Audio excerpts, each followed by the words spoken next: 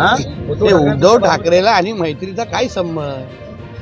उगाच ते कुठलेही प्रश्न विचारू नका, ते चॅनल बंद होऊन जाईल. मला आदरणीय पवार साहेबांना, सुप्रियाताईंना विचारायचं की त्यांना जितेंद्र आव्हाडांच्या ह्या वक्तव्याचं त्यांचं समर्थन करतायत का?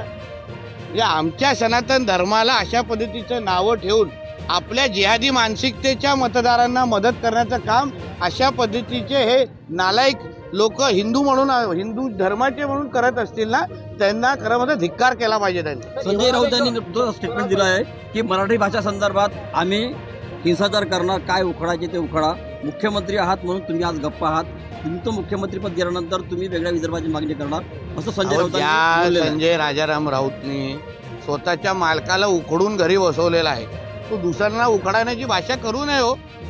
यात आदरणीय देवेंद्र फडणवीस साहेबांनी तुझा आणि तुझ्या मालकाला उखडून, आज उपटून उखडून जे शब्द तुला वापरायचे तुझ्या भाषेत, तुला घरी बसवलेला आहे. आज तू कसली उखडण्याची भाषा करतो?